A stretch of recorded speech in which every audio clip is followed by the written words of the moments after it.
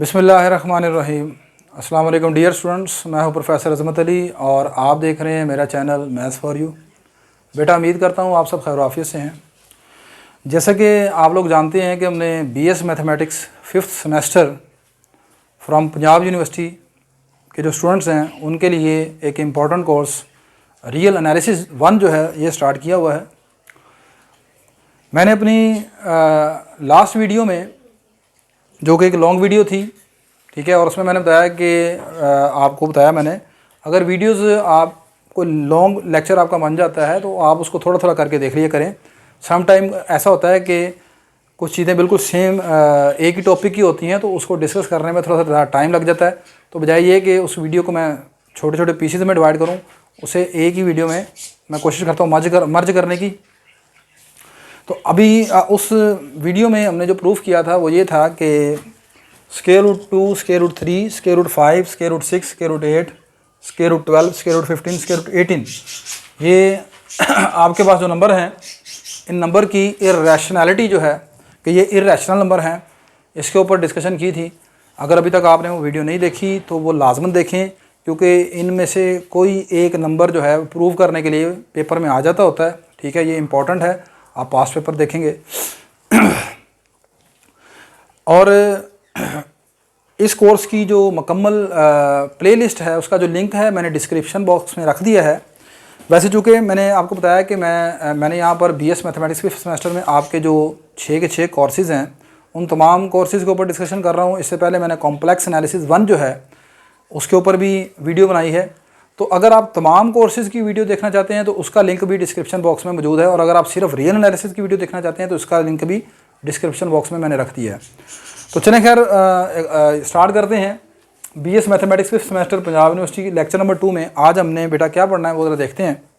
आज के लेक्चर में बेटा हम ये रिज़ल्ट है ये आपका पेपर में आ चुका है। ठीक है, सम टाइम तो इन नंबर्स की इर्रेशनैलिटी के लिए कह देता है कि ये इर्रेशनल है, या सम टाइम आप देखेंगे तो पास पेपर में आपको दिया होगा इस तरह जर्नल करके, prove that under root n is an irrational number. Under root n एक इर्रेशनल नंबर है, ये थ्योरम की स्टेटमेंट है। इसको मैंने एज इट इज़ लिखा हुआ है, हालांकि मुकम्मल तौर पर यहाँ पर लिखना चाहिए उसे कि ये एक इर्रेशनल नंबर है जब आपका एन जो है वो परफेक्ट स्क्वायर नहीं है। सही है, तो चूँकि उसने ऐसे ही लिखा हुआ थ्योरम को तो मैंने इसको इसी तरीके से पेपर की जो स्टेटमेंट है उसको लेकर प्रूफ करने लगा हूँ।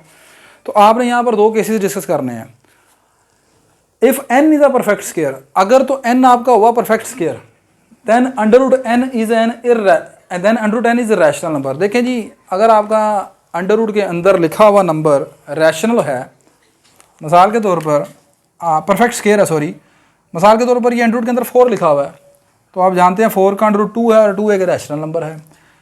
अंडर रूट के अंदर आपने लिख दिया है 16, तो 16 जो है वो आपके पास इसका अंडर रूट जो है वो 4 के बराबर है, तो लिहाजा 4 एक रैशनल नंबर है। ठीक है, आपने लिख दिया अंडर रूट 25 का अंडर रूट 5 है, तो ये जो नंबर हैं आपके पास अगर 4, 9, 16, 25 इस तरह के नंबर हैं अगर अंडर रूट के अंदर, तो ये नंबर आप जानते हैं परफेक्ट स्क्वायर नंबर कहलाते हैं। सही है, तो मैंने लिखा कि केस नंबर 1 में कि अगर n आपका परफेक्ट स्क्वायर हुआ तो then under root n is हमेशा रैशनल नंबर होगा। So here we discuss 2 cases.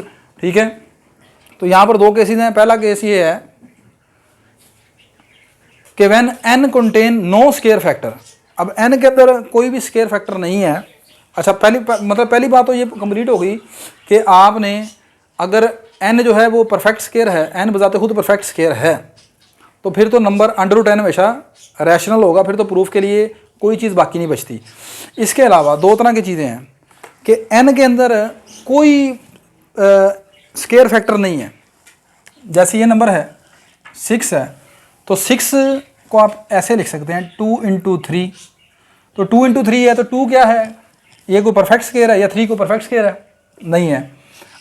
तो अब दूसरा केस है, अगर अंडर रूट 18 है तो अंडर रूट 18 को आप ऐसे लिखते हैं 9 × 2, तो अब अंडर रूट 18 को जब आपने 9 × 2 लिखा तो 9 क्या है, एक परफेक्ट स्क्वायर है, तो लिहाजा ये बाहर आ जाता है ऐसे।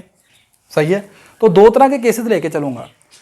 एक वो जब n जो है n contain no perfect square, n जो है उसके अंदर कोई भी परफेक्ट स्क्वायर नहीं है। सही है, और दूसरा ये कि जब n के अंदर परफेक्ट स्केयर है। जब आप n की फैक्टराइजेशन बनाते हैं, प्राइम फैक्टराइजेशन, तो प्राइम फैक्टराइजेशन ऐसी बनती है कि वो परफेक्ट स्केयर बन के बाहर आ जाता है नंबर।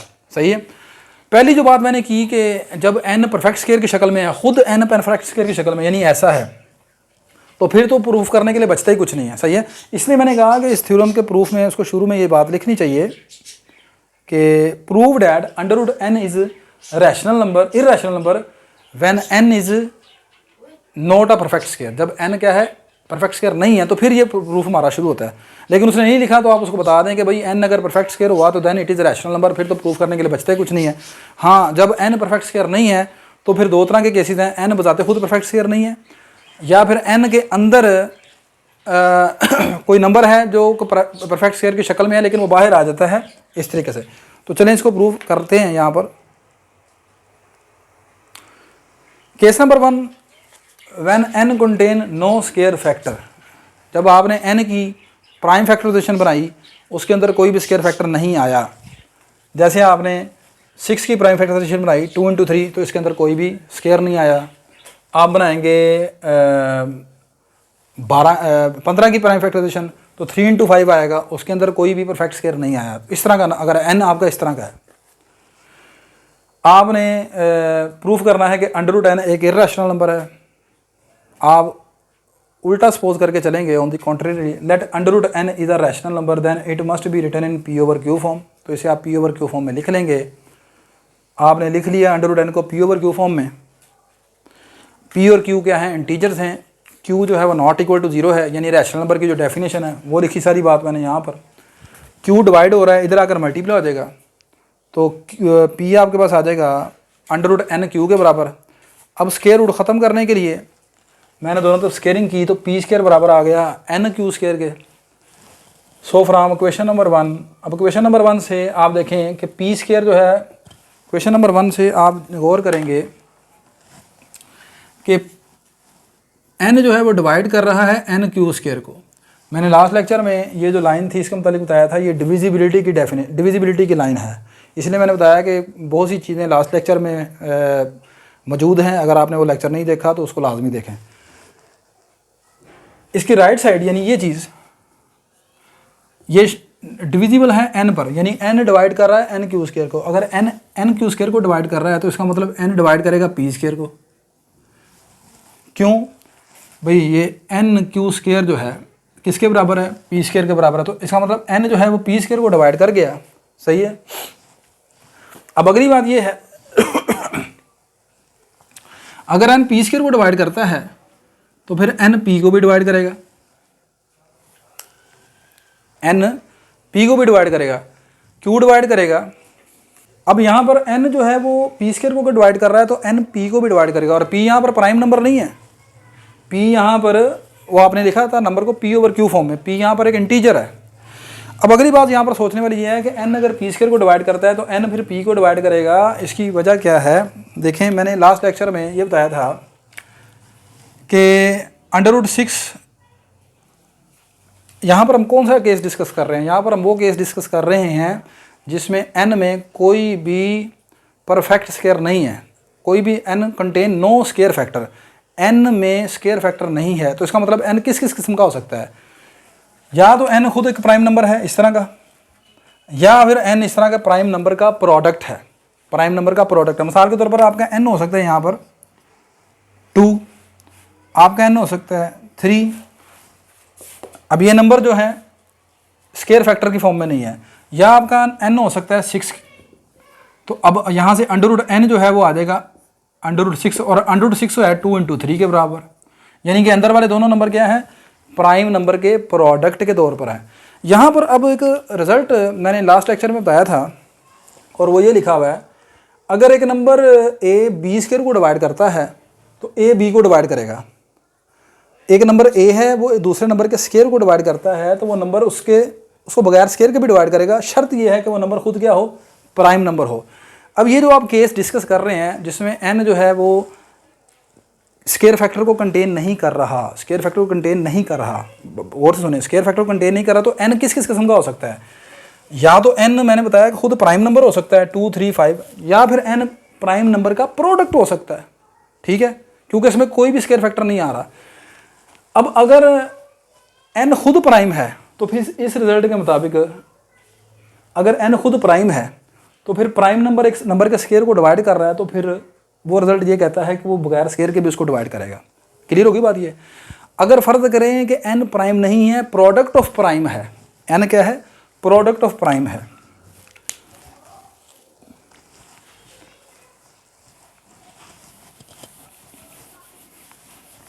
n जो है आपका वो प्रोडक्ट ऑफ प्राइम की शक्ल में है। मिसाल के तौर पर जैसे मैंने लिखा यहाँ पर 2 × 3, ये प्रोडक्ट के फॉर्म में है। 15 को लिखेंगे 3 × 5, 21 हो जाए तो 3 × 7, ये प्रोडक्ट के फॉर्म में आपका अगर n है, सही है।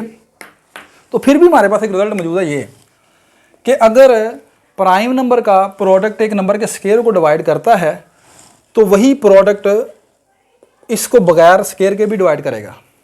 देखें, अगर दो प्राइम नंबर हैं P1 P2, ये एक B स्केयर को डिवाइड करते हैं, तो फिर याद रखें इन दोनों का जो प्रोडक्ट है वो B को भी डिवाइड करेगा। ठीक है, ये रिजल्ट है। अब अगर आपने दो यहाँ पर आप n को लेकर चले हैं, n contain no square factor, n में n कोई स्केयर फैक्टर को कंटेन नहीं कर रहा, तो भाई n स्केयर फैक्टर को कंटेन नहीं कर रहा तो यार सोचें n किस किस्म का हो सकता है। n2 हो सकता है, n3 हो सकता है, n5 हो सकता है, n7 हो सकता है। यानी कौन से नंबर नज़र आ रहे हैं, प्राइम नंबर। या फिर आपका n जो है इस तरह हो सकता है, n आप रख सकते हैं 10 के बराबर। आप 10 को क्या लिखेंगे, 2 × 5, तो 2 और 5 में कोई स्केयर फैक्टर नज़र आ रहा है, सही है। n 12 नहीं हो सकता, क्यों, 12 को आप लिखेंगे इस तरह 2 का स्केयर × 3, तो अब यहाँ पर 2 का स्केयर है तो 2 का स्केयर यानी कि स्केयर फैक्टर आ गया उसमें, सही है, इस तरह का। अब तो इसका मतलब है कि n या तो खुद प्राइम नंबर है यहाँ पर इस केस में, या फिर प्रोडक्ट ऑफ प्राइम है। तो n किसी किस्म का भी हो, अगर खुद भी प्राइम हुआ, अगर n खुद भी प्राइम हुआ तो फिर अगर वो p स्केयर को डिवाइड कर रहा है यानी स्केयर को डिवाइड कर रहा है तो स्केयर के बगैर भी उसको डिवाइड करेगा इस रिजल्ट के मुताबिक।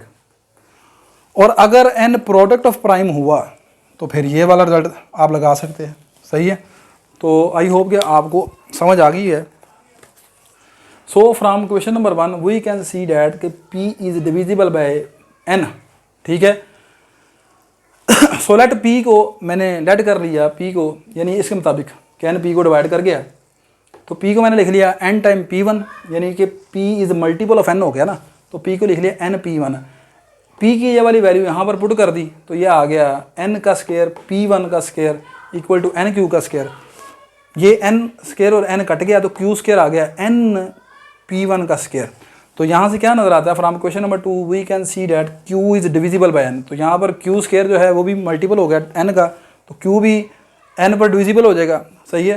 तो p और q दोनों का GCD जो है वो क्या आ जाएगा, 1 के बराबर आ जाएगा।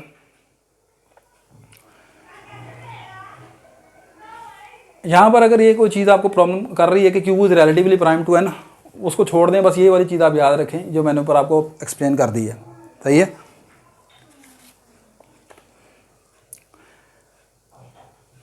तो which is contradiction to our assumption आ गई that 1 is the only common divider, लेकिन आप तो मान के चले थे कि 1 उन दोनों के दरमियान कॉमन डिवाइडर है, सही है।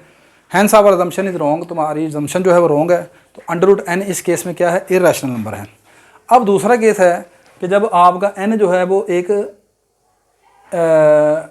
स्केयर फैक्टर कंटेन करता है, सही है। अब स्केयर फैक्टर कंटेन करता है ना आपका n, तो फिर आपका n इस फॉर्म में होना चाहिए।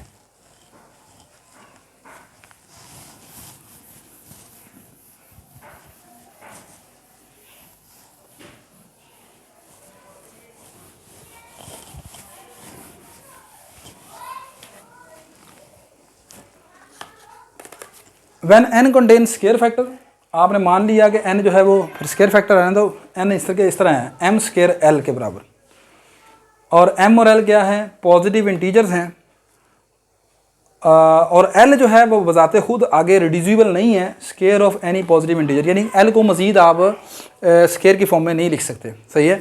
तो n को मैंने ऐसे लिख लिया यहाँ पर और m और l क्या हैं, इंटीजर्स हैं। हमने निकाला है √n, तो मैंने दोनों तरफ इसका अंडर ले लिया, तो अंडर रूट n आ गया m स्केयर इंटू l के बराबर, ये आ गया m इंटू l के बराबर। अब देखें, बात ये है, सिंपल से बात है कि आपने मिसाल के तौर पर अगर √12 की एग्ज़ाम्पल देखी है लास्ट लेक्चर में, तो इसको मैंने लिखा है ऐसे 2√3। अब इस एग्ज़ाम्पल के मुताबिक आपका m जो है वो 2 है और l जो है वो क्या है, 3 है। अब आगे चलें। अब ये जो क्वेश्चन नंबर 1 आपके पास आई है, क्वेश्चन नंबर 1 क्या शो कर रही है, 1 shows that √n is product of a rational m and irrational number √l। तो आप देख लें, ये एग्जांपल आपके सामने ही है, इस एग्जांपल के मुताबिक चलें। √12 को आपने ऐसे लिख लिया, ये m है, ये l है। अब m कौन सा नंबर है, रैशनल नंबर है, और √3 कौन सा नंबर है, इररेशनल नंबर है। अब आपने एक थ्योरम पढ़ा हुआ है जो लास्ट लेक्चर में मैंने पढ़ाया कि एक रैशनल का प्रोडक्ट और इररेशनल, एक रैशनल और इररेशनल का product rational multiply by irrational, ये हमेशा एक इररेशनल नंबर बनता है। तो m रैशनल है, √l इररेशनल है, दोनों का प्रोडक्ट क्या हो जाएगा, इररेशनल हो जाएगा। तो यही आपने प्रूफ करना था कि √n जो है वो एक इररेशनल नंबर है। ठीक है, तो ये आपका क्वेश्चन ख़त्म हो गया। ठीक है, तो थ्योरम को किस तरह मैंने प्रूफ किया को, सबसे पहले आपने लिखा कि अगर n परफेक्ट स्क्वायर हुआ, शुरू में परफेक्ट स्क्वायर हुआ मतलब 2, 4 हुआ, 9 है, 16 है, 36 है, 25 है, तो फिर तो प्रूफ करने के लिए बचता ही कोई नहीं, क्योंकि किसी परफेक्ट स्क्वायर का अंडर जब लेते हैं तो वो एक रैशनल नंबर आता है। अगला केस जो है कि n आपका परफेक्ट स्क्वायर नहीं है, तो फिर दो बातें हैं, n आपका परफेक्ट स्क्वायर नहीं है, n is not a perfect square, n खुद परफेक्ट स्क्वायर नहीं है। तो फिर यहाँ पर दो केसेस हो सकते हैं कि n खुद तो परफेक्ट स्क्वायर नहीं है, लेकिन n contain a perfect number, n contain a square, n के अंदर स्क्वायर है, और दूसरा ये कि n contain no square factor, n के अंदर कोई भी स्क्वायर फैक्टर नहीं है। ठीक है, तो इसको भी हमने प्रूफ किया और इसको भी प्रूफ कर दिया। ठीक है, तो ये आपका थ्योरम इस तरह प्रूफ हो गया। आई होप कि आपको समझ आ गई होगी। अगर किसी चीज़ की आपको समझ नहीं आई तो ये जो व्हाट्सएप का नंबर आपके सामने आ रहा है, आप इस पर मुझे रिप्लाई कर सकते हैं। सेकंड ये कि अगर इस वीडियो में, मेरी ये वीडियो अगर आपके लिए बेटा हेल्पफुल है तो मेरी इस वीडियो को आप लाइक करें, शेयर करें, मेरे चैनल को सब्सक्राइब करें, अपने दूसरे दोस्तों को भी बताएं। आप BS मैथमेटिक्स से, आप इंटरमीडिएट मैथमेटिक्स से, आप एंटी टेस्ट से रिलेटेड अगर पर्सनल कोचिंग क्लासेस ऑनलाइन या फिज़िकल क्लासेस लेना चाहते हैं तो मेरे आप इस व्हाट्सएप नंबर पर मुझसे आप कांटेक्ट कर सकते हैं। इंशाल्लाह नेक्स्ट लेक्चर में आपसे दोबारा मुलाकात होगी। ठीक है, बड़े इंटरेस्टिंग टॉपिक पर, ऑर्डर ऑन अ सेट के ऊपर। ठीक है, तो तब तक के लिए मुझे इजाज़त दीजिए। अल्लाह हाफ़िज़ जी।